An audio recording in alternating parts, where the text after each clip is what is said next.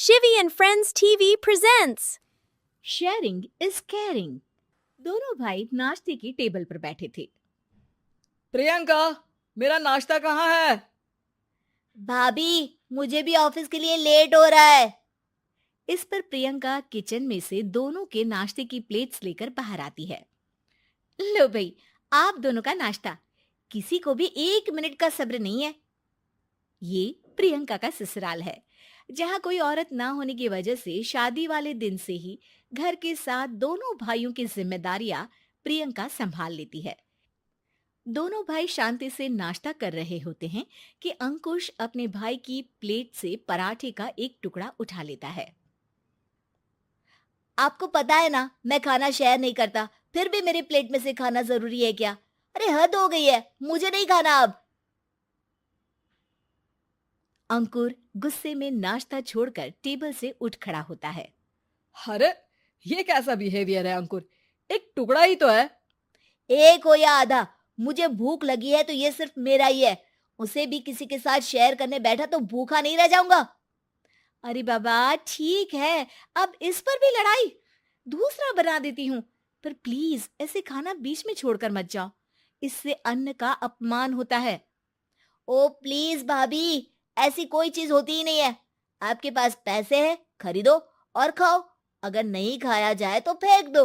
अरे दुनिया में सब यही करते हैं। अंकुर बैग उठाकर ऑफिस के लिए चला जाता है, जिसके पीछे उसका बड़ा भाई मायूस सा घर में खड़ा रह जाता है। जिसने बचपन से सोने की चम्मच में खाया हो, उसे दुनिया के बारे में क्या पता होगा। वैसे गलती तो हमारी ही है। अगर कभी बचपन में ही सही गलत का फर्क सिखाया होता तो आज ये हाल नहीं होते। आप फिक्र क्यों करते हैं जी? भगवान है, वो जो भी करता है सबकी भलाई के लिए ही करता है।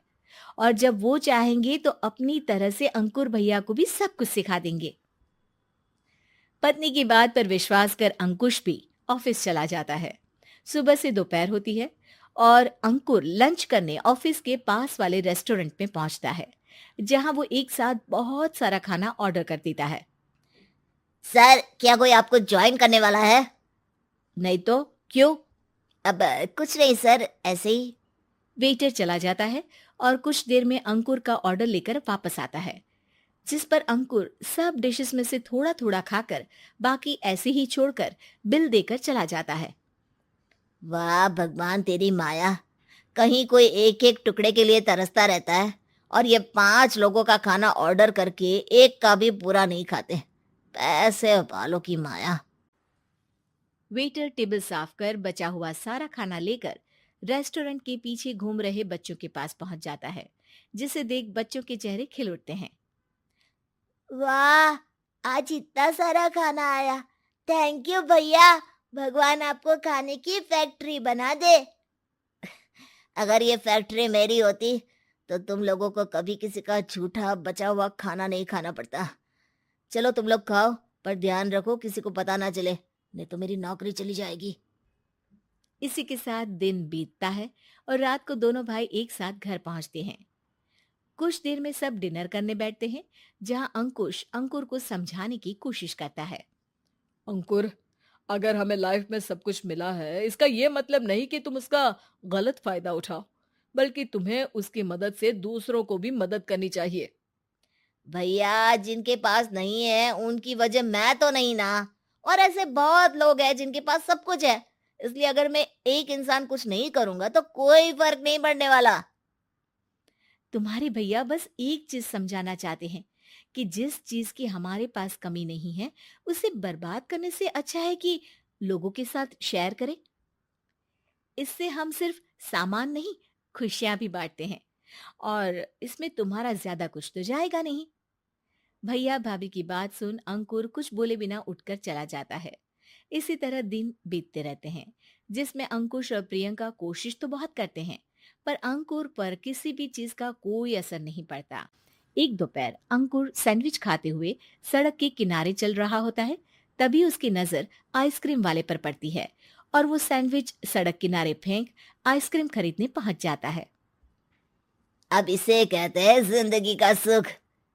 जैसे ही अंकुर आइसक्रीम लेकर पीछे मुड़ता है तो एक आदमी को सड़क से वही सैंडविच उठाते हुए देखता है। वो आदमी बहुत कमजोर, गरीब, जैसे बहुत दिनों से खाना ना खाया हो वैसा लग रहा था। अंकुर उसके पास जाकर खड़ा हो जाता है। उसे देखकर आदमी सैंडविच अंकुर की तरफ कर देता है। आपको भी खाना है क्या? क्या हम इसे आधा आधा कर ले? मुझे बहुत भूख लगी है।